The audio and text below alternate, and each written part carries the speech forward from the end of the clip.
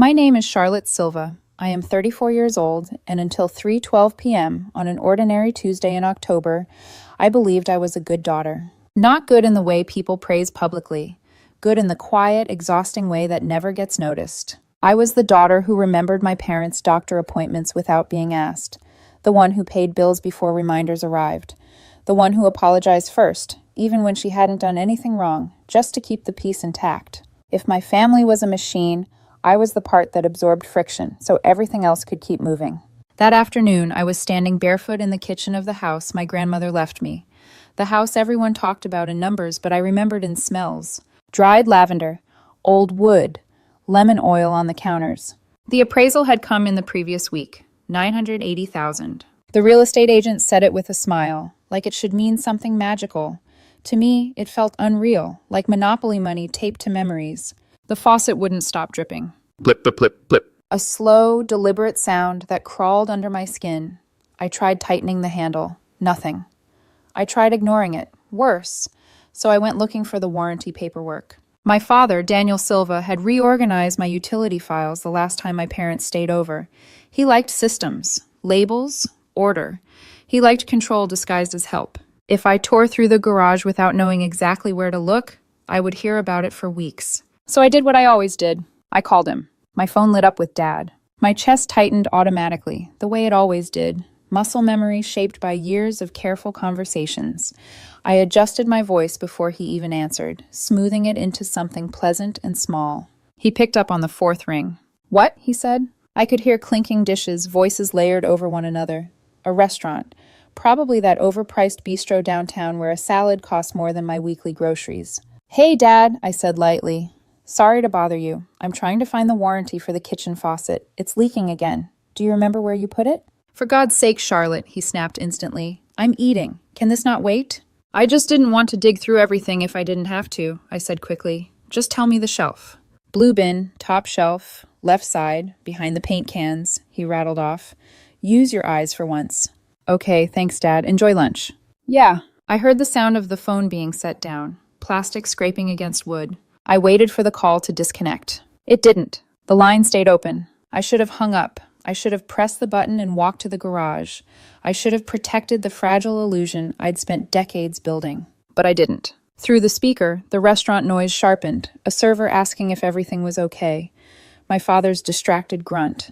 Then my mother's voice floated in, soft, warm, almost melodic. "Elena Silva." "Who was that?" she asked. "Charlotte," my father said, exhaling like my name weighed something, calling about some stupid warranty. "She can't do anything on her own," my mother sighed. "Always needs help." My fingers curled against the counter. "She's whining about the faucet," my father added. I told her where it was. Glass clinked. Ice shifting. He was drinking. I stood perfectly still. Then his voice dropped. Lower, quieter. The voice he used when he thought no one was listening. "She's a burden, Elena. She really is." The words didn't echo. They landed. I stopped breathing. "I know," my mother said gently. "I know, but we have to be patient. We just need to play this right." "I'm tired," my father muttered. "I'm 64. I should be relaxing, not tiptoeing around her guilt." "You know the plan," my mother continued. "We just need a few more months. We get her to sign the deed, estate planning, tax protection. She won't question it." "She's stubborn about that house," he said. "She's guilty," my mother corrected calmly. "That's her trigger. You just remind her of everything we sacrificed. Your back, the medical bills when she was little. She'll fold. She always does." My stomach turned to ice. "The market's high," my father said. "That place is almost $1 million. We sell it, buy a condo in Florida, still walk away with plenty." "We move in first," my mother added. "Make it ours. Then we tell her it's too much for her alone." "She owes us," he scoffed. "If it weren't for us, she'd be nothing." My hand slipped, gripping the granite edge so hard my knuckles went white. 34 years of love collapsed into a spreadsheet. I wasn't a daughter. I was an asset. Targets don't scream. Targets don't cry. Targets listen. Slowly, carefully, I placed the phone face down on the counter and switched on the voice recorder. Every word after that, every insult, every plan was captured. When the call finally ended, the kitchen felt hollow. The faucet dripped again. Plip! I stared at the screen. Recording done 6:14. I renamed it. The truth. I didn't cry. I opened my notes app and started a list. I titled it Eviction Strategy. The water dripped once more. This time, it didn't sound like a leak. It sounded like a countdown. Most people think rent is money you hand to a landlord on the first of the month. They think it's a simple exchange, currency for shelter. But in my family, rent was paid differently. Rent was silence. Rent was swallowing opinions until they dissolved in your throat. Rent was gratitude so constant it became a tax. I learned that early. We lived in a modest suburban house that always smelled faintly of my father's work clothes, metal, oil, exhaustion, and my mother's nervous cooking. Dinner was the centerpiece of everything that went wrong. Every night at 6, we sat at the same laminate table, the one with the loose leg that wobbled if you leaned too hard. The television was always off, not for conversation, but because my father demanded attention. Daniel Silva worked hard. That was the unspoken law of our home. His labor was not just work, it was a moral credential. He wore it like armor. If the food was overcooked, he sighed. If it was perfect, he said nothing. I learned to eat quietly. The clink of a fork against a plate could trigger a lecture that lasted half an hour. "You have no idea what this costs," he'd say, pointing his knife at me. "Electricity, gas, roof over your head. You sit there warm and fed and think it just happens. Be grateful, Charlotte." Gratitude wasn't a feeling, it was a mandate. I became an expert in weather patterns. Not the sky, but my father. The way the front door opened told me everything. A slow click meant safety. A slam meant a storm. On storm nights, I disappeared into my room, turning pages slowly, breathing quietly, trying not to exist too loudly. My mother was different. If my father was a hurricane, my mother was humidity. Quiet, suffocating, impossible to escape. She never yelled, she maneuvered. "Sweetheart," she'd say, her voice softening, leaning in my doorway. "Your father's had a hard day. Why don't you go downstairs and listen to him for a bit? It would really help." I was the buffer, the shield. Afterward, she'd hug me and say, "We're a team." But I always felt like the teammates sent onto the field to take the hit while the quarterback stayed safe on the bench. There was only one place where the air felt clean. Every Saturday morning, my grandmother picked me up. Isabel Rivera, my mother's mother, was nothing like her daughter. My mother had soft edges and quiet knives. My grandmother was steel-wrapped in silk. She lived in a mid-century ranch house on the other side of town. When I stepped inside, the knot in my chest loosened.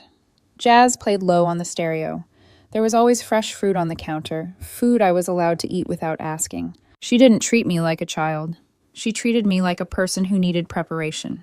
She didn't teach me how to bake cookies or sew buttons. She taught me how to read a bank statement. I remember sitting at her kitchen island, my feet swinging, as she slid a heavy ledger toward me. "Look at this, Charlotte," she said, tapping the paper. "This is freedom. Money isn't about buying things. It's about buying the right to say no." She taught me about interest, about property taxes, about ownership. One afternoon, while we were pulling weeds from her garden, I complained about a promise I didn't want to keep. She stopped, wiped her hands on her jeans, and looked me dead in the eye. "Never sign anything when your heart is shaking," she said. "If you feel guilty, put the pen down. If you feel scared, put the pen down. Contracts are for paper. Emotions are for people. Don't mix them." I didn't understand it then. I would later. My grandmother died on a Tuesday. Massive stroke, fast and unforgiving. She was gone before the ambulance arrived. I was 29. The world collapsed quietly. At the will reading, my parents sat holding hands. My father wore his best suit, uncomfortable and impatient. My mother dabbed dry eyes with a tissue. The lawyer cleared his throat. "To my daughter Elena and her husband Daniel," he read, "I leave the sum of $50,000. I saw disappointment flash across my father's face. It wasn't enough. Not really. Then the lawyer turned the page.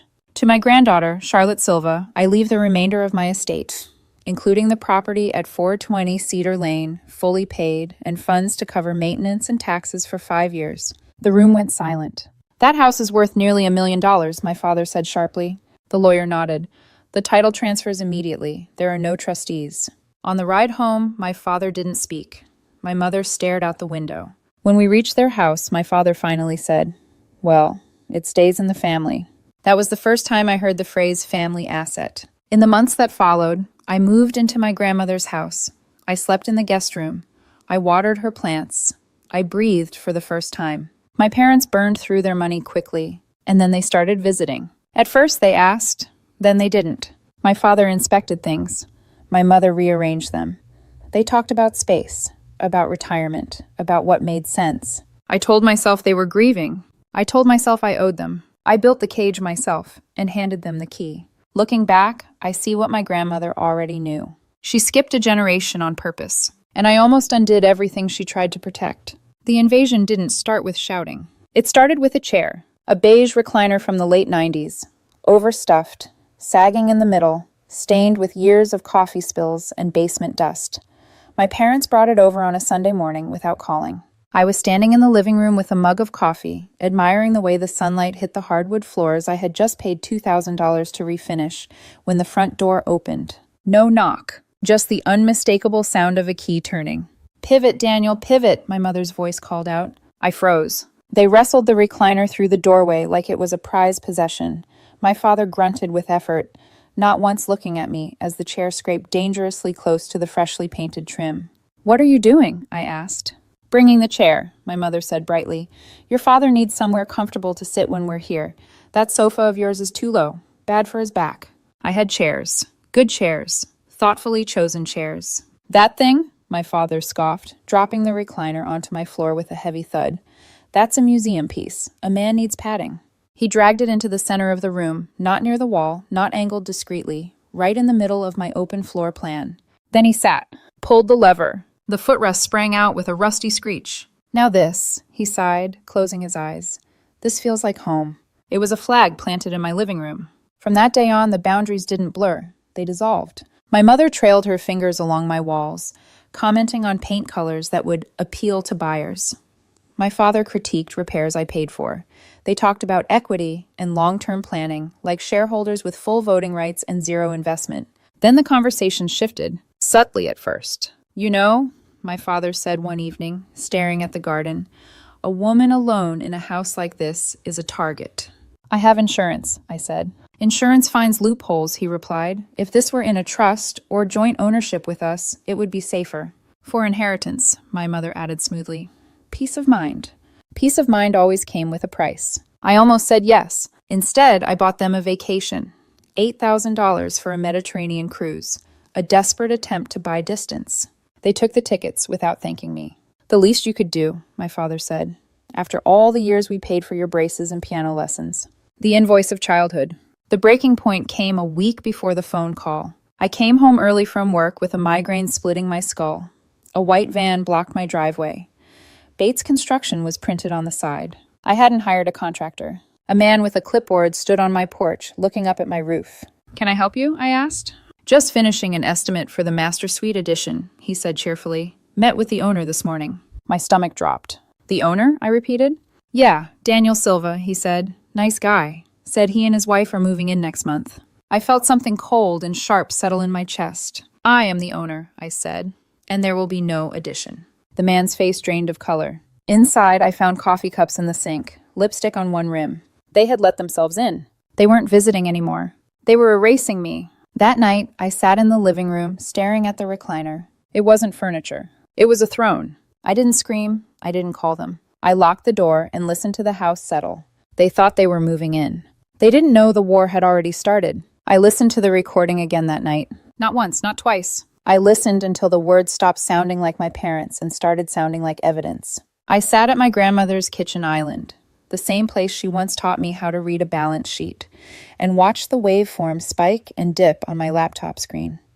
Every time my father said burden, the sound jumped. Sharp, aggressive, final. I wasn't shaking anymore. That scared me more than the anger. When fear leaves, something else moves in. Clarity. I made coffee and didn't taste it. I opened a spreadsheet and titled it Operation Eviction. 3 columns. What they say, what's true, what I can prove. They say they're struggling. They say the pension isn't enough. They say they're helping me. The truth came faster than I expected.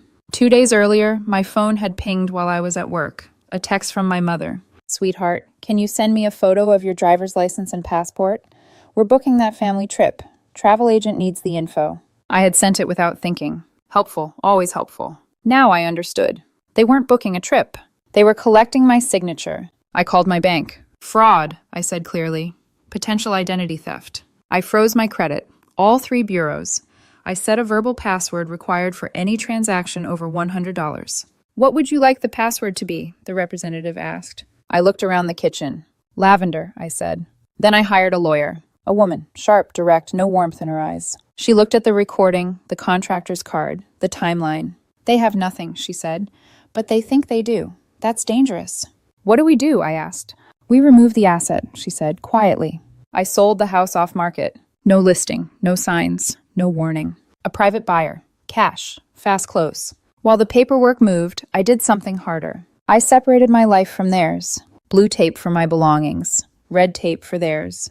Green tape for disputed items I didn't want smashed in retaliation. The recliner got red. So did the boxes in the spare room. The coats, the papers, the pieces of themselves they had scattered through my space like ownership markers. I rented a storage unit in their names. Paid 6 months up front. I wrote one note. 3 sentences. The house is sold. Your belongings are in storage. Do not contact me. Then I left. I didn't wait to see their faces. I didn't need to. They came home on a Tuesday evening. I wasn't there. The house wasn't either. I know this because my old phone, factory reset, number forwarded to a cloud voicemail, lit up with notifications as I drove north toward a city where no one knew my last name. 6:18 p.m. voicemail received. My father's voice exploded through the speaker when I played it later. Charlotte, open the door. The lock is jammed. This isn't funny. 6:32 p.m. My mother, breathless, trembling. Sweetheart, we're outside. The house is empty. Please call us. We're scared. 7:04 p.m. The tone shifted. You sold our house, my father snarled. You think you can run? You owe us. I saved every file. When they showed up at my office the next morning, screaming, pointing, demanding, I didn't go down. Security handled it. Cameras recorded it. Evidence stacked itself neatly. They sued. They lied. They submitted a forged document claiming I'd agreed to transfer the deed months earlier. They forgot one thing. I keep receipts. I wasn't even in the state on the day the document was supposedly signed. Plane tickets, hotel invoices, a photo of me on stage at a conference, time-stamped. The judge didn't raise her voice when she listened to the recording. She didn't need to. She dismissed their case, granted a permanent restraining order, referred the forgery to the district attorney. My parents didn't look at me when we passed in the hallway. They looked smaller, older, human. Later, alone in my apartment, I opened a small wooden box. Inside were lavender seeds my grandmother had saved for me. A note in her handwriting. A house is just walls. A home is where you can breathe. I planted the seeds on